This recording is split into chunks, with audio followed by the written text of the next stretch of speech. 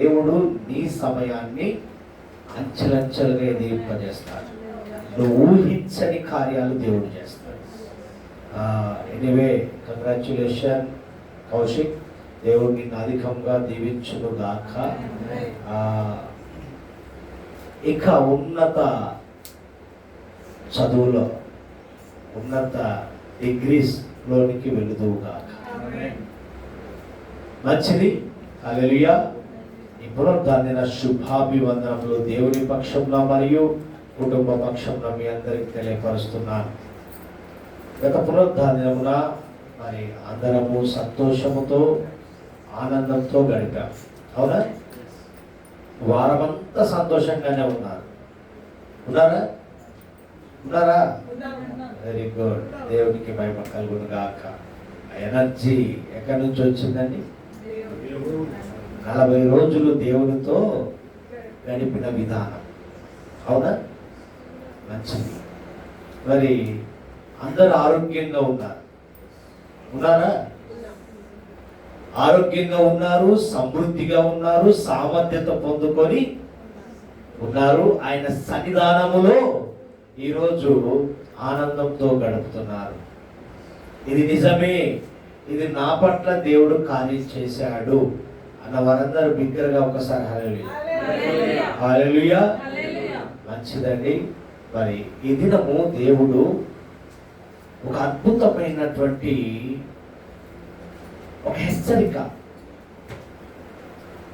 మనను ఏ విధముగా ఉన్నాము, ఏ విధంగా జీవిస్తున్నాము అనుటకు ఒక నిదర్శనముగా 2 దైవజనులతోనూ మాట్లాడాడు. తదుపరి సేవకురాలతో మాట్లాడాడు. 3 గమనించినట్లయితే ఒకే వేలో వచ్చిన సందర్భాలు. ఈ 3 మలుచుకొని దేవుడు మరి నాతో కూడా అదే విధంగా మాట్లాడాడని నేను నమ్ముచున్నాను. హల్లెలూయా. మంచిదండి. ఎవరు మాట్లాడినా, ఎవరు ఏది చెప్పినా దేవుని వాక్యం, దేవుని తలంపు లేకపోతే ఎవరు కూడా మాట్లాడలేరు. అది బయట అలా కూర్చున్నప్పుడు మాట్లాడగలుగుతాం, 10 మందిలో మాట్లాడగలుగుతాం, 100 మందిలో మాట్లాడగలుగుతాం. పరిశుద్ధ స్థలంలోనికి వచ్చేసరికి, బలిపీఠం మీద, పులిపీఠం మీదకి వచ్చేసరికి నువ్వు కాదు. అవునా? మంచిదే. పరిశుద్ధ గ్రంథంలోనికి వెళ్దాం. ఈ పునరుద్ధాన దేవుడు బయలుపరచబడుతున్న మాటలు గమనిద్దాం. జకరియా గ్రంథం 777వ పేజీ. జకరియా గ్రంథము 1వ అధ్యాయము 3వ వచనాన్ని గమనించుదాం. కాబట్టి నీవు వారితో సైన్యములకు అధిపతియగు యెహోవా సెలవిచ్చున్నది ఏమనగా, మీరు నా తట్టు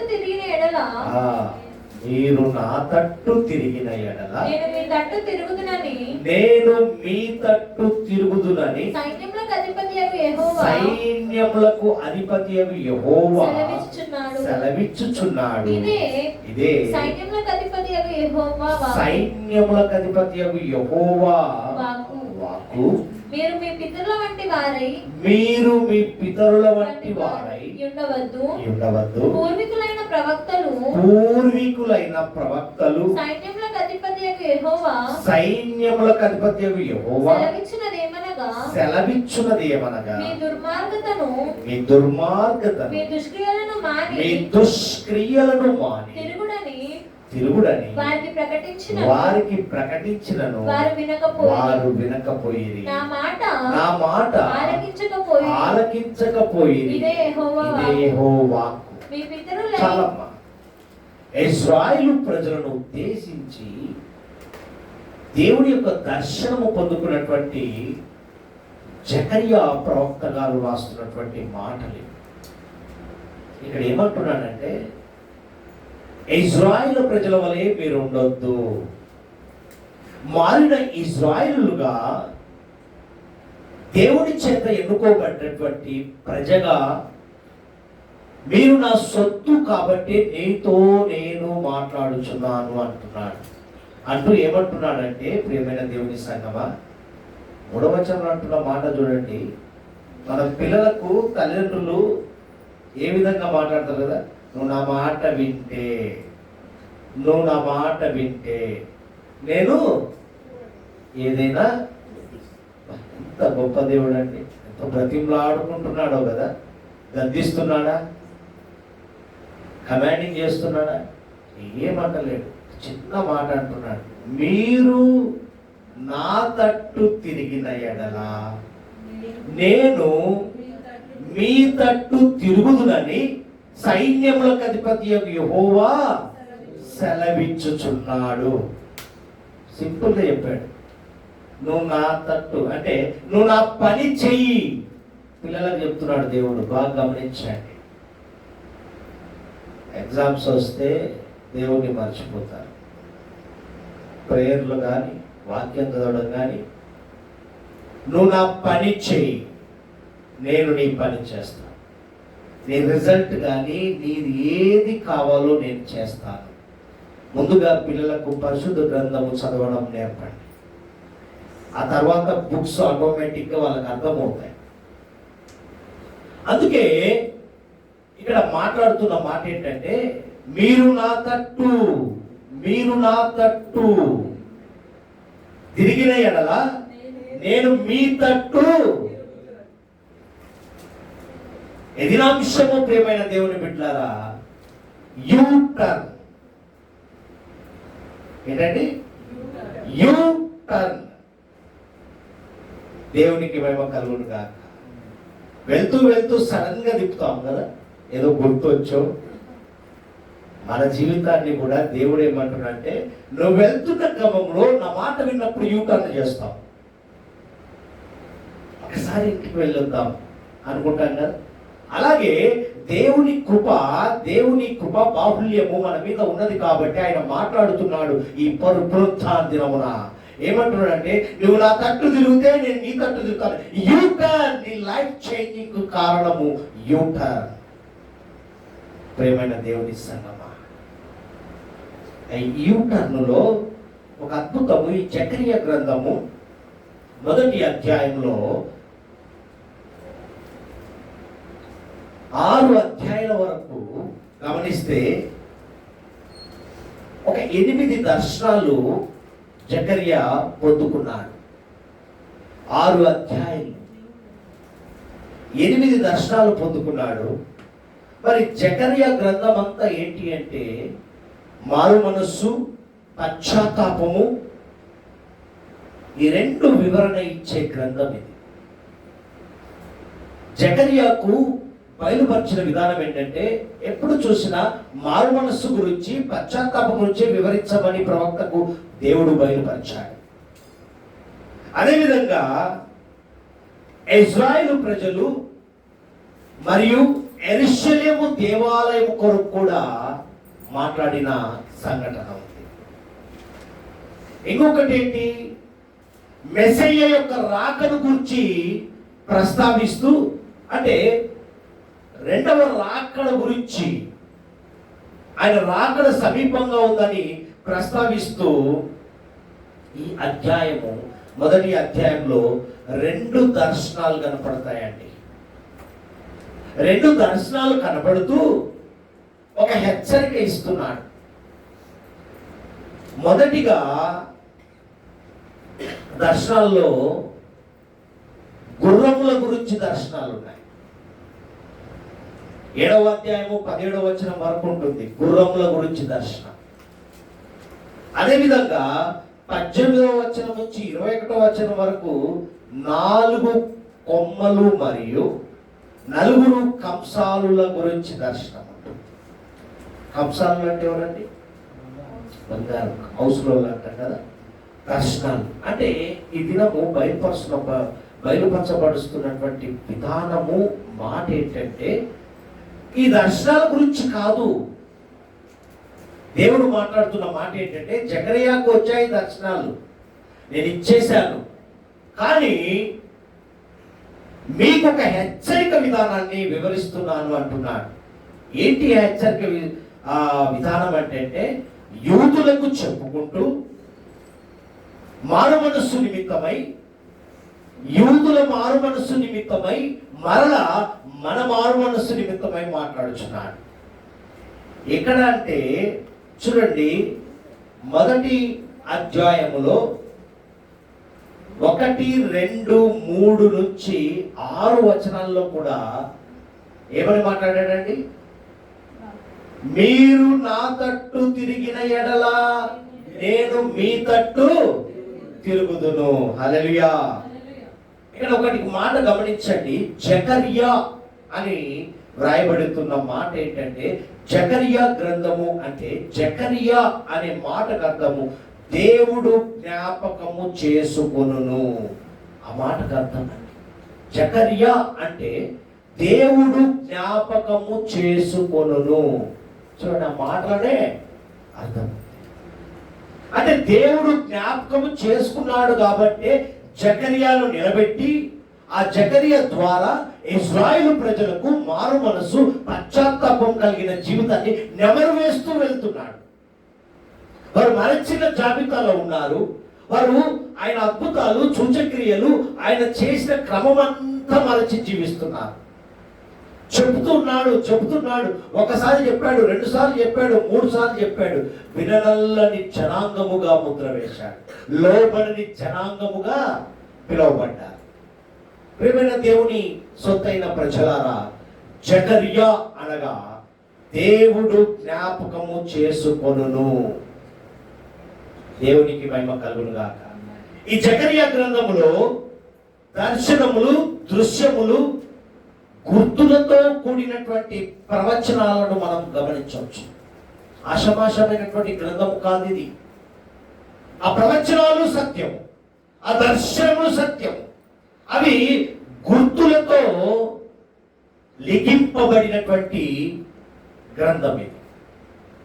అందుకే దేవుడు జ్ఞాపకము చేసుకొనును అని పేరు పెట్టబడింది. ప్రియమైన దేవుని సంగమా, ఇక్కడ గమనిస్తే దానియేలు గ్రంథము మరియు ప్రకటన గ్రంథము దగ్గర పోలికగా కనబడుతుంది. ఈ గ్రంథం దానియేలు రాసినటువంటిది, యోహాను గారు రాసినటువంటి ప్రకటన గ్రంథము, సాక్షి అయిన యోహాను గారు రాసిన ప్రకటన గ్రంథము, దానియేలు అనుభవము, ఈ 2 మిళితమై దగ్గర పోలికగా ఈ గ్రంథము కనబడుచున్నది.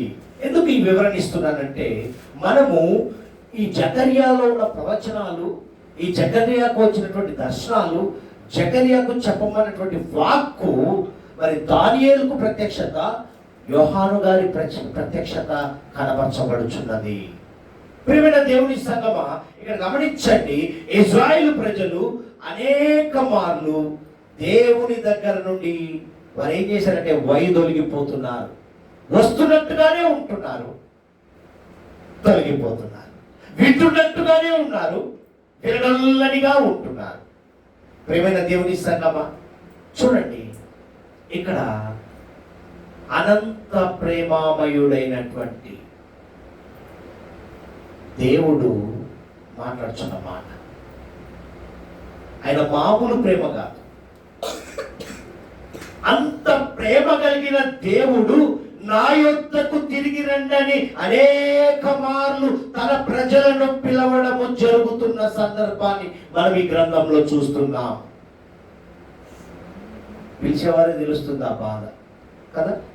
ఎన్నిసార్లు పిలుస్తామో, వచ్చిన వారు మనవారు, రానివారు అంటే దేవుడు అలా అనుకున్నాడా? విసిగిస్తున్నాడు. ప్రియమైన దేవుని సంగమా, అందుకే ఈ 1వ అధ్యాయంలో 3వ వచనాన్ని మరలా మాట్లాడుచున్నాడు. మీరు నా తట్టు తిరిగిన ఎడల నేను మీ తట్టు తిరుగుదును అని దేవుని ఆహ్వానం ఇస్తున్నాడు. దేవుడు ఏం చేస్తున్నాడు? ఇన్విటేషన్ ఇస్తున్నాడు. అయితే ఇది మనుషుల మేలు కొరకే అనే గ్రహింపు చాలా తక్కువైపోయింది. ఇది నా కొరకే పిలుపు అని గ్రహింపు కలిగినటువంటి, అంటే నా గొర్రెలు నా స్వరము, ఆయన గొర్రె అయితేనే స్వరం వింటారు. అవునా? పిల్లవాడు తండ్రిని గుర్తుపడుతున్నాడు, తల్లిని గుర్తుపడుతున్నాడు అంటే ఆ జ్ఞానం ఎక్కడి నుంచి వచ్చిందంటే నా అనే సంభావన. ఈరోజు గుర్తుపట్టగలుగుతున్నాడు అంటే కారణం దేవుడిచ్చిన జ్ఞానం. ఆ స్వరాన్ని గైకొంటున్నాము అంటే, ఆయన మాట విడుదల చేశాడు అంటే దాన్ని గైకొనే శక్తి ఎవరికి ఉంటుందంటే ఆయన సొత్తైన ప్రజలకి. అయితే ఆయన సొత్తైన ప్రజల్లో కూడా వినేవారు ఉన్నారు, వినని వారు ఉన్నారు. అందుకే మాట్లాడుచున్నాడు. ఇక్కడ గమనించండి, ఇక్కడ జకరియా కాలము నాటి ప్రజలకు మాత్రమే గాక, బాగా గమనించండి, జకరియా కాలము నాటి ప్రజలకే కాక మనకు కూడా ఏమంటున్నాడు? మనకును సంభవిస్తుంది. సంభవించిన మాటలే ఇవి అంటున్నాడు. మన ప్రవర్తన క్రియలను బట్టి దేవుడు తీర్పు తీరుస్తాడు. ఈరోజు ఇశ్రాయేలు ప్రజల నుంచే కాదు, మారిన ఇశ్రాయేలుగా మారు మనసు కలిగి పశ్చాత్తాపం కలిగి రక్షణ రూపంలోనికి వచ్చిన నిన్ను నన్ను మనల్ని కూడా హెచ్చరిస్తున్నాడు. వారికి అదేదో చెప్పాడు, వారి ఇంకా అంటే నిన్ను ధర్మశాస్త్ర అనుభవంలోనికి వెళుతూ చెబుతున్నప్పుడు, కృపకాలంలోనికి వచ్చినప్పుడు, అంటే ఇక్కడ ఓల్డ్ టెస్టిమెంట్ న్యూ టెస్టిమెంట్ తర్జుమా జరిగిన తర్వాత ఆ ట్రావెలింగ్ లో దేవుడి యొక్క అనుభవాన్ని ముందు పెట్టి కృపకాలంలోకి వచ్చినా కూడా నువ్వు ఇంకా మారని ప్రజలుగా జీవిస్తున్నావు. వినలోని జనాంగంగా, అంటే చెప్పినది ఆయన తట్టు తిరుగుతున్నట్టుగానే ఉండి తిరగనట్టుగా జీవిస్తున్నావు. నటించే అనుభవం నీలో ఉందని చెప్పి దేవుడు రూఢిపరుస్తున్నాడండి దినం. అందుకే జకరియా ద్వారా హెచ్చరిస్తున్నాడు. హెచ్చరిస్తూ ఇక్కడ మాట్లాడుతున్న మాట ఏంటంటే, ఇక్కడ చూడండి, ఇంగ్లీష్ బైబిల్లో చాలా చక్కగా ఉంటుంది. అక్కడ ఇంగ్లీష్లో బైబిల్లో చదివినప్పుడు అక్కడ చూడమ్మా, జకరియా గ్రంథము 1వ అధ్యాయము 3వ వచనాన్ని చదువు. Therefore say to them, thus declares the Lord of hosts, return to me. Return to me. చదవండి. Says the Lord of hosts, and I will return to you. Return to you. Says the Lord of hosts. Thank you Jesus. ఇక్కడ return అనే ఆంగ్ల పదము Hebrew భాషలోనికి వచ్చేసరికి అర్థం ఏంటో తెలుసా అండి? ఇక్కడ మాట్లాడుచున్న మాట, మీరు నా తట్టు తిరిగితే నేను నీ తట్టు. ఇంగ్లీష్ లో రిటర్న్ టు మీ కింద వచ్చినప్పుడు ఏమంటాడు? మళ్ళీ I will return to you అంటే అర్థం ఏంటంటే, హెబ్రూ భాషలోకి వచ్చేసరికి కోల్పోయిన పూర్వ వైభవాన్ని, అంటే కోల్పోయినటువంటి నీ వైభవాన్ని, ఆ అనుభూతిని, అటువంటి అనుభవంలో ఉన్న నీవు కోల్పోయిన విధానాన్ని తిరిగి పొందుకోవడమే, తిరిగి సంచరించుకునే ప్రక్రియ ఆయన తట్టు తిరుగుట. కోల్పోట మేలు కొరకే. నువ్వు కోల్పోయిన అనుభవాన్ని మరలా నువ్వు తిరిగి పొందుకునే అనుభవంలోనికి తీసుకువెళ్ళే గొప్ప దేవాతి దేవుడు పిలుస్తున్నాడు ఈ దినం. అందుకే రిటర్న్ అనే మాట నీ లైఫ్ లో యూటర్న్, నీ జీవితాన్ని మారుస్తుంది. ప్రియమైన దేవుని సంగమా, అయితే ఇక్కడ చూడండి, కోల్పోయిన పూర్వ వైభవాన్ని తిరిగి సంచరించుకునే ప్రక్రియ ఆయన తట్టు తిరగడము. ఈ దినం అందుకే పిలుస్తున్నాడేమో. ఇక్కడ అందరం కోల్పోయిన అనుభవంలోనికి ఉన్నవారిమే. అవునా? ఒక్కొక్క వ్యక్తిని, ఒక్కొక్క మరి విశ్వాసిని ఏమయ్యా అని అడిగామంటే గంటన్నర పడుతుందండి సాక్ష్యం. అవునా? నా మటుకు నేను ఆలోచన చేస్తే, నీ మటుకు నువ్వు ఆలోచన చేస్తే, మన మటుకు మనం ఆలోచన చేస్తే అనుభవాన్ని కోల్పోయినయే గుర్తొస్తాయి. అందుకే దేవుడు ఈ పునరుద్ధానంలో మాట్లాడుతున్న మాట కోల్పోయిన తిరిగిపోయినటువంటి అనుభవాన్ని, వైభవాన్ని నీ ముందు పెట్టబోతున్నాను అంటున్నాడండి దేవుడు. హల్లెలూయా. అయితే రోమా సామ్రాజ్యంలో, రోమా ఆ మార్గంలో నడుస్తున్న క్రమములో ఇశ్రాయేలు ప్రజలు, ఆ యూదులు నడుస్తున్న క్రమములో, రోమా పరిపాలించిన విధానములో ఈ మాటను వాడేవారు. ఈ మాటకు అర్థం ఏంటంటే, అప్పుడు రోమా సామ్రాజ్యంలో, రోమా ప్రభుత్వంలో మాట్లాడుతున్న రిటర్న్ అనే మాటకు అర్థం ఏంటంటే సంపూర్ణముగా ప్రారంభ దశకు తిరిగి రావడము. చూడండి, రెండు అర్థాలు. కోల్పోయిన వైభవాన్ని తిరిగి మేము ముందు పెడతానంటూ మళ్ళా రోమా ప్రజలకు తెలియపరుస్తున్న విధానములో, రోమా సంఘానికి తెలియపరుస్తున్న విధానంలో, పౌలు భక్తుడు జర్నీ చేస్తున్న విధానంలో, పౌలు భక్తుడి ద్వారా తెలియపరుస్తున్న విధానంలో మాట్లాడుతున్న మాట ఏంటంటే, దేవుడు సంపూర్ణంగా ప్రారంభ దశకు తిరిగి రావడము. అంటే పౌలు భక్తుడినే చూసుకుందాం. పౌలు భక్తుని జర్నీ చూస్తే, ఆయన లైఫ్ చూస్తే, ఆయన తట్టు తిరిగినప్పుడు ఏం చేశాడు? సంపూర్ణ ప్రారంభ దశకు. మొదట ఉన్నది కాదు. ఒక్కొక్క వ్యక్తిని పోలించి మనము ఒక్కొక్కసారి మాట్లాడుకుంటే నా పూర్వ, అదే దేవుడు ఏం చేశాడంటే సంపూర్ణంలోనికి తీసుకొని వచ్చినప్పుడు నీ జీవితం ఎలా ఉంటుందండి?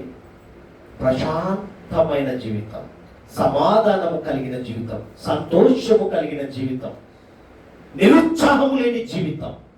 నిస్సాయ స్థితిలో ఉన్నప్పుడు దేవుడు ఆయన చెయ్యి అందించి, నీ చెయ్యిని తట్టి లేపి నిలవబెట్టి ఈరోజు ఒక సాక్షి సమూహంగా నిలబెట్టాడు. హల్లెలూయా. అందుకే మాట్లాడుచున్నాడు, యెహోషువతో మాట్లాడతాడంటే ఒక చక్కని మాట మాట్లాడతాడు. ఏమంటాడంటే, అయ్యా మోషే లేడుగా, నా పరిస్థితి ఏంటి అనుకున్న సమయంలో మాట్లాడుతున్న మాట చూడండి. యెహోషువ గ్రంథము 1వ అధ్యాయము 7వ వచనం చదువు. అయితే నీవు నిబ్బరము కలిగి జాగ్రత్తపడి బహుధైర్యముగా నుండి నా సేవకుడైన మోషే నీకు ఆజ్ఞాపించిన ధర్మశాస్త్రమంతటి చొప్పున చేయవలెను. నీవు నడుచు ప్రతి మార్గమున చక్కగా ప్రవర్తించినట్లు నీవు దాని నుండి కుడికి గాని ఎడమకు గాని తొలగకూడదు. హల్లెలూయా. ఏమి హెచ్చరిస్తున్నాడో చూడండి. చదువు. నీ ధర్మశాస్త్ర గ్రంథమును నీవు బోధింపక తప్పిపోకూడదు. దానిలో వ్రాయబడిన వాటన్నిటి ప్రకారము చేయుటకు నీవు జాగ్రత్త పడినట్లు దివారాత్రము దాన్ని ధ్యానించిన ఎడల నీ మార్గమును వర్ధిల్లింపజేసుకొని చక్కగా ప్రవర్తించదవు. నేను నీకు ఆజ్ఞ ఇచ్చాను కదా, నిబ్బరము కలిగి ధైర్యముగా నుండుము, దిగులు పడకు, జడియకుము. నీవు నడుచు మార్గమంతలో నీ దేవుడైన యెహోవా. హల్లెలూయా. పిలిచిన దేవుడు నమ్మకస్తుడండి. పిలిచిన దేవుడు సాధ్యపరిచే దేవుడు. యెహోషువ వచ్చాడు. మోషే తదంతరం ఏంటి నా పరిస్థితి అనుకుంటున్నాడు. యెహోషువ నిబ్బరము కలిగి, ధైర్యము కలిగి, జడియకు, భయపడకు.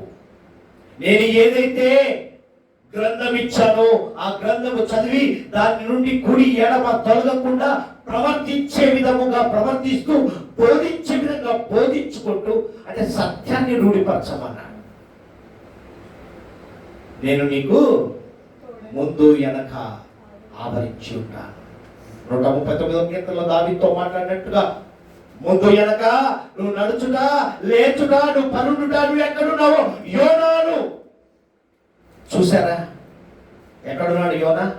అగాధ స్థలంలో ఉన్నాడు. అన్నీ తెలుసు దేవునికి. అందుకే యెహోషువకు ధైర్యం ఇచ్చాడు. ప్రేమైన దేవుని సంగమా, సంపూర్ణ ప్రారంభ దశకు తిరిగి రావడాన్ని దేవుడి యొక్క ఉద్దేశం. నీ స్థితిని మార్చి నిన్ను సంపూర్ణ దశకు తీసుకురావడమే దేవుని యొక్క ఉద్దేశం. అందుకే మీరు నా తట్టు అని బ్రతిమలాడుకుంటున్నాడండి. తన్ను ఎంత గొప్పగా మాట్లాడుచున్నాడు. అందుకే అంటున్నాడు, కుడి ఎడమకు త్రొట్టిల్లకుండా నిబ్బరం కలిగి ప్రయాణిస్తే ఏం చేస్తాడని తెలుసా? ఆయన ఆశీస్సులు ఆశీర్వాదాలు ఉంటాయని యెహోవా దేవుడు సెలవిస్తున్నాడు. కుడి ఎడమ తొలగకుండా మరి వస్తే మాకేంటి అన్నవారు కూడా ఉన్నారు. నన్ను వెంబడించండి అయ్యా అంటే అందరిని వదులుకొని వస్తున్నా మరి నాకేంటి అన్నారు శిష్యులు. ముందు నన్ను వెంబడించు, తర్వాత ఏంటో నువ్వే చెప్తావా. ముందు ఆయన దగ్గరికి రావాలి. మనం ముందు ఆయన సన్నిధికి రావాలి. సన్నిధికి వస్తే ఆ అనుభూతి ఏంటి, ఆశీర్వాదం ఏంటి, ఆ పొందుకున్నటువంటి గొప్ప అనుభూతి నువ్వే చెప్తావు. అవునా ప్రియమైన దేవుని సంగమా? చూడండి, ఇక్కడ దేవుని తట్టు తిరుగుట అనగా ఎందుకు ఆయన తట్టు తిరగడం అంటున్నాడంటే, ఆయన తట్టు తిరగడం నా సరే వచ్చా తిరిగా అంటే కాదండి. ఏమంటున్నాడు తెలుసా? పాపములు ఒప్పుకొని పాప క్షమాపణ పొందుట అనే అర్థాన్ని నువ్వు గ్రహించాలి. పాపాలు ఒప్పుకోవాలి, పాప క్షమాపణ కలిగిందని నీ జీవితంలో ఒప్పుకోలు కావాలి. అదండి దేవుని తట్టు తిరుగుట. పాప క్షమాపణ పొంది దేవుని తట్టు తిరిగితే దేవుడు మనతో పాటు మన దేశమును కూడా, బాగా గమనించండి, నువ్వు ఒక్కడివే కాదు, నువ్వు ఉంటున్న దేశమును కూడా క్షేమంగా ఉంచుతాడు, స్వస్థత ఇస్తాడు అని వాగ్దానం చేస్తున్నాడు. అందుకే చూడండి, 2వ దినవృత్తాంత గ్రంథంలోనికి వెళ్దాం. ఇక్కడ వ్రాయబడిన సత్యాన్ని చూద్దాం, మాట్లాడుచున్న మాట. 7వ అధ్యాయంలోనికి వెళ్దాం. 7వ అధ్యాయము 14వ వచనం నుంచి చూద్దాం. ఏమంటున్నాడు? నా పేరు పెట్టబడిన నా జనులు తమ్ము తాను తగ్గించుకొని, హల్లెలూయా, ఆయన తట్టు తిరిగినప్పుడు ఆయన స్వభావము మనలో ఉండాలి. ఉండాలా? ఏమంటాడు తెలుసా?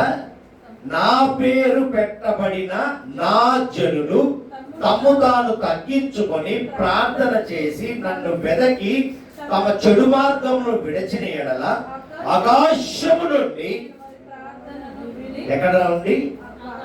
రోజు ప్రార్థన చేస్తున్నారా? ఉదయకాలం, మధ్యాహ్నము, రాత్రి చేస్తున్న ప్రార్థన ఆయన వినాలి అంటే ఏం చేస్తున్నాడో తెలుసా? ఇక్కడ తమ్ము తాము తగ్గించుకొని, నువ్వు తగ్గించుకున్నప్పుడే నీ మాట వింటాడంట. చూసారా సత్యం?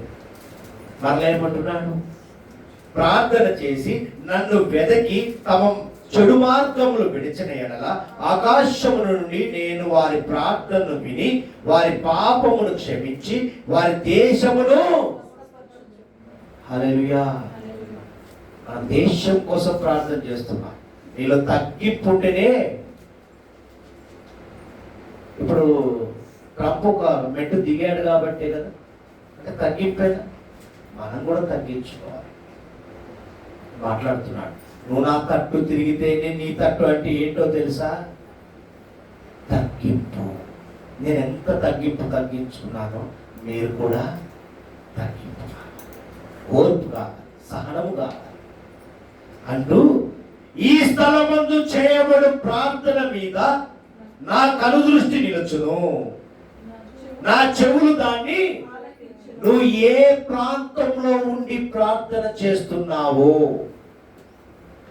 ఆయన చెవులు కనులు ఉన్నాయి. నువ్వు రూమ్లోకి వెళ్ళే ప్రార్థన చేయాలని లేదు. నువ్వు ఉంటున్న ప్రాంతంలో నువ్వు తగ్గించుకొని ఆయన వైపు చూసినప్పుడు నీ ప్రార్థన వింటానని అంటున్నాడు. మరలా అంటున్నాడు, నా పేరు ఈ మందిరమునకు నిత్యమున్నట్లుగా నేను దాన్ని కోరుకొని పరిశుద్ధపరిచిని, నా దృష్టియు నా మనస్సును నిత్యము దాని మీద, నువ్వు చేసే ప్రార్థన మీద ఆయన మనస్సు ఉందంట. ప్రియమైన దేవుని సంగమా, నిత్యము ఉంటుంది. నిన్ను పిలిచిన దేవుడు, వాగ్దానం ఇచ్చి వాగ్దానం నెరవేర్చిన గొప్ప దేవుడు మాట్లాడుతున్న మాట ఏంటంటే, నేను పిలుచుకున్నానే, నా తట్టు తిరగమన్నది ఎందుకో తెలుసా? నీలో తగ్గింపు స్వభావం కనపడాలని. అప్పుడే నేను నీ మాట వింటా. నువ్వు పిలిచావయ్యా, నేను వచ్చానంటే నెవర్ ఎక్స్క్యూజ్ మీ అని అంటాడు. ఎప్పుడైతే నీలో లోబడే తత్వం ఉంటేనే నా బిడ్డ అంటాడు, హత్తుకుంటాడు. పిలిచా వచ్చా అన్నావు అనుకో, కూర్చో బాబు అంటాడు. బయట జరిగేది అవునా? పిలిచారండి, మన మాటలో ఉంటుంది తగ్గింపు. ఏంటి సార్ పిలిచారా అంటే, రండి బాబు అంటే, ఏంటి పిలిచాడా కూర్చోబా, అదే ప్రవర్తన. అందుకే మోషే తదనంతరము యెహోషువకు చెప్పిన మాట ఏంటంటే, నిబ్బరం కలిగి ప్రవర్తనలో జాగ్రత్త అన్నాడు. మోషే లేడిగా నేనే అనుకుంటున్నావేమో, నా ధర్మశాస్త్ర గ్రంథములో లిఖితమైనటువంటి మాటలు హెచ్చరిస్తూ ప్రవర్తించు అంటున్నాడు. ప్రియమైన దేవుని సంగమం, మన బైబిల్ చదువుతున్నాం కదా, అది మన మటుకు కాదు. నీలో తగ్గింపు వచ్చి ఇతరులు కూడా అది బోధించే తత్వం మనలో ఉండాలి అని దేవుడి యొక్క ఉద్దేశం. అందుకే మాట్లాడుతూ ఇక్కడ మాట్లాడుతున్న మాట ఏంటంటే, నేను చక్కగా మాట్లాడుతున్నాడు. దేవుని తట్టు తిరుగుట అనగా క్లియర్గా చెప్తున్నాడు, మనలో తగ్గించుకొని సంపూర్ణముగా దేవుని వైపు తిరిగినప్పుడే మన ప్రార్థన ఆలకిస్తాడు. హల్లెలూయా. అదేవిధంగా మన దేశానికి క్షేమం ఇస్తాడు, స్వస్థతనిస్తాడు. ఎంత కొలాప్స్ అయిపోయిందో కదా, దేశాలు నాశనమే. ఇప్పుడు నిమ్మలపడ్డది. ఒక 2 వారాలు గ్యాప్ అనుకుంటున్నావేమో. దేవుని మాట విన్నప్పుడే ప్రశాంతత ఉంటుంది. దేవునికి ఈ మధ్యాహ్న సమయంలో, ఈ పునరుద్ధాన దినంన దేవుడి మందిరంలో నీతో నాతో మనతో మాట్లాడుతున్న మాట ఏంటో తెలుసా? ప్రియమైన దేవుని సంగమా, దేవునికి వేరుగా ఉండి మనమేమి చేస్తామా? చెయ్యలేము అంటున్నాడు. అంటూ ఏమంటున్నాడంటే, ద్రాక్షవల్లిని నేను, తీగలు మీరు. ద్రాక్షవల్లిలో తీగలు ఏ రీతిగా అంటుకట్టబడి ఉంటాయో, మనము కూడా దేవునితో అంటుకట్టబడిన వారిగా ఉండాలని దేవుని యొక్క ఉద్దేశం.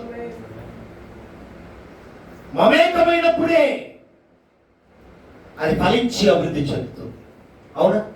ప్రియమైన దేవుని సంగమా, మన జీవితం బహుగా ఫలించునంటాడు. చూడండి అక్కడ యోహాను సువార్త 15వ అధ్యాయంలోనికి వెళ్దాం. యోహాను సువార్త 15వ అధ్యాయానికి వెళ్దాం. దేవుడు మాట్లాడుతున్న మాటలు చూద్దాం. 15వ అధ్యాయము 4వ వచనం చదవమా. నా యందు నిలచియుండుడి. ఏమంటున్నాడు? మీ యందు. నా తట్టు మీ తట్టు. మరి ఏడేమంటున్నాడు? నా యందు నిలిచియుండుడి, మీ యందు నేను నిలిచియుందును. తీగ ద్రాక్షవల్లిలో నిలిచి ఉంటేనే కానీ తనంతట తానే ఎలాగూ ఫలింపదు, అలాగే నా యందు నిలిచి ఉంటేనే కానీ దేవుని యొక్క ఉద్దేశము కూడా అదే. ప్రియమైన దేవుని సంగమా, మీరు నాతో మమేకంగా ఉంటే ఫలభరితమైనటువంటి రిజల్ట్స్ కనబడతాయి. దేవుని మీద ఆధారపడ్డాడు కాబట్టి ఈరోజు పాస్ అయ్యాడు. అవునా?